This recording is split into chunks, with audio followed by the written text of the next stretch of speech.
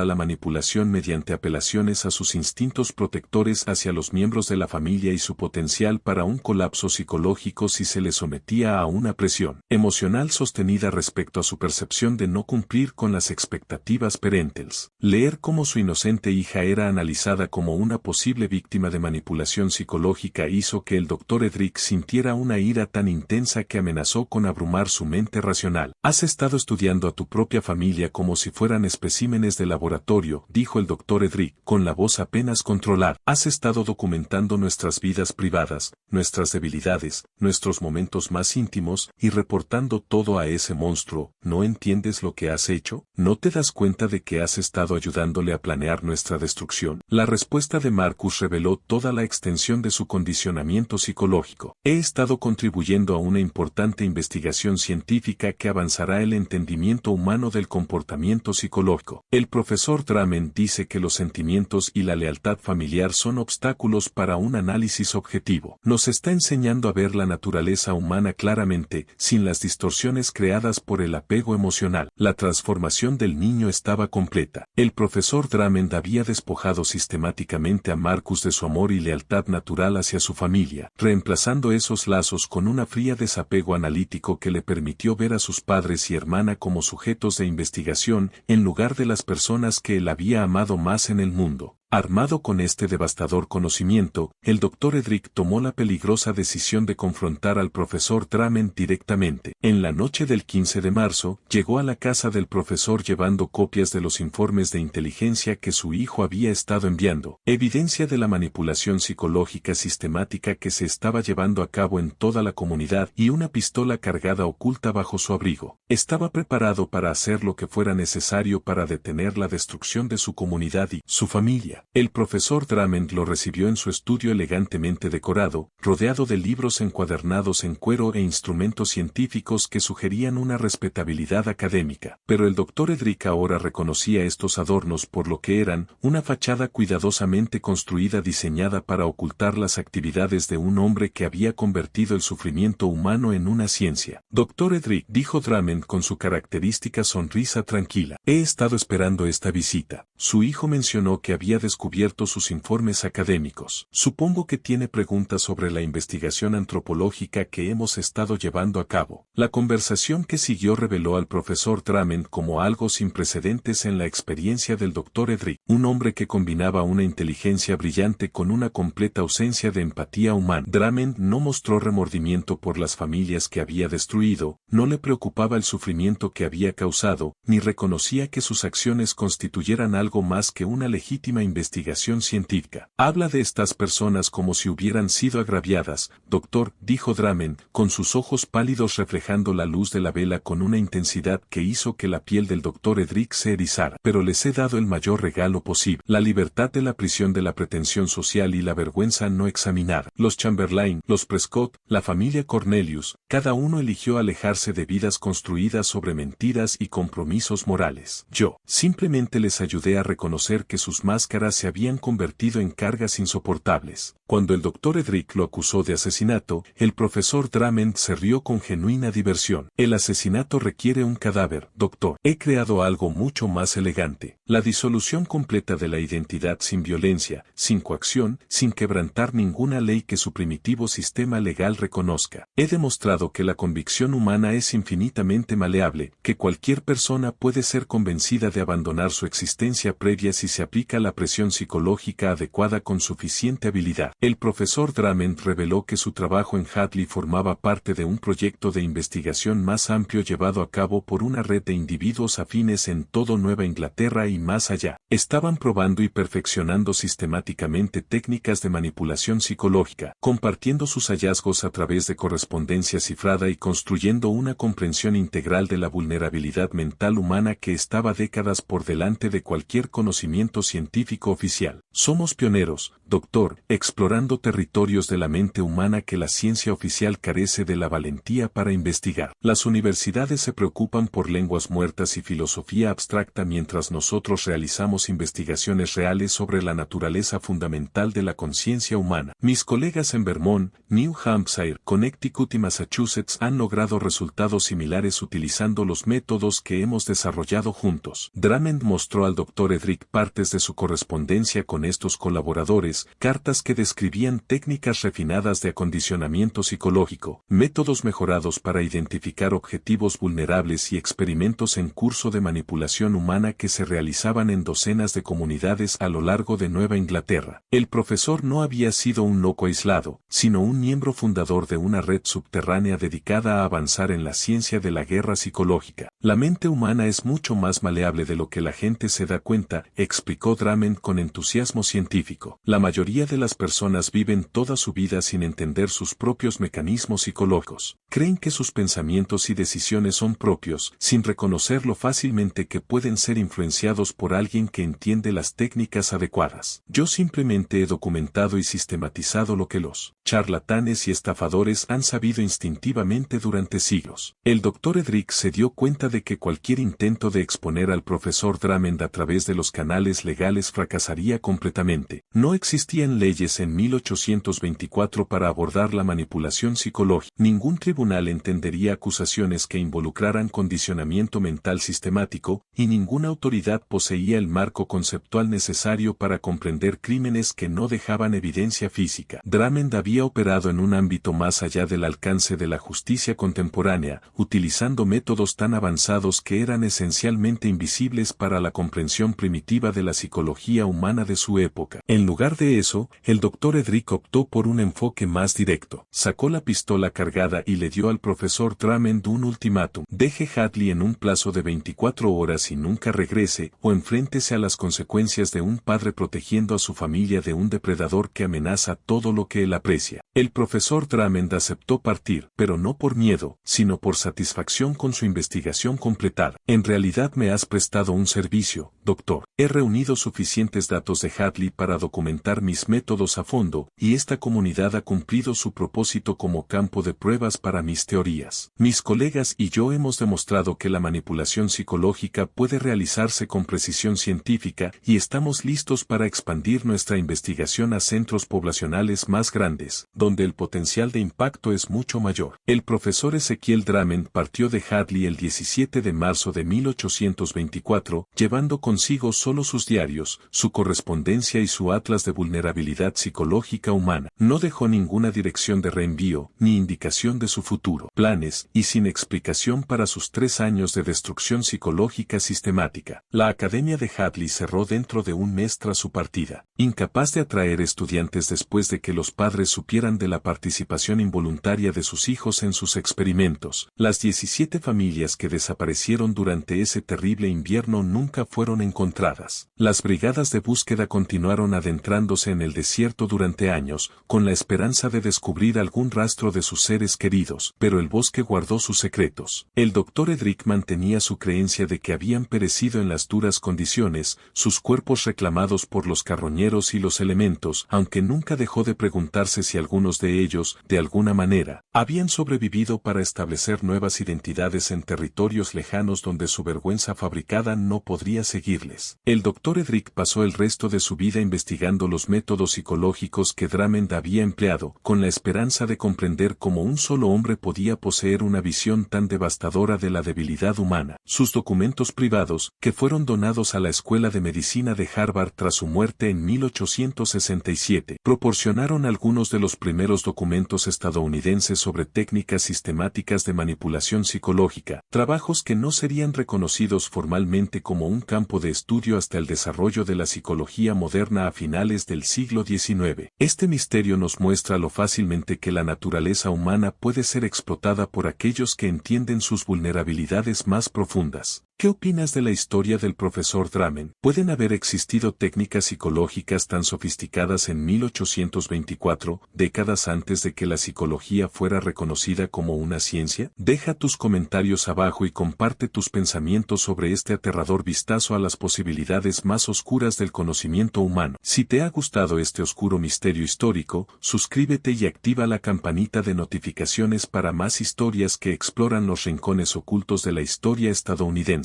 Nos vemos en el próximo video, donde investigaremos otro caso que desafió todo lo que la gente pensaba saber sobre los límites de la manipulación humana. Las familias de Hadley nunca supieron que sus seres queridos fueron víctimas de algo que la ciencia aún no podía explicar. Una forma de guerra psicológica tan avanzada que no sería estudiada formalmente hasta un siglo después. El profesor Ezequiel Drummond había demostrado que la mente humana podía ser rota no mediante violencia o coacción, sino a través de la aplicación quirúrgica de vergüenza, aislamiento y falsa esperanza. En 1824 no existía un nombre para lo que él se había convertido, ni un marco para entender sus métodos, ni forma de detener a alguien que podía convencer a las personas de destruirse a sí mismas con nada más que palabras cuidadosamente elegidas, pronunciadas en los momentos precisos en mentes condicionadas para la máxima vulnerabilidad.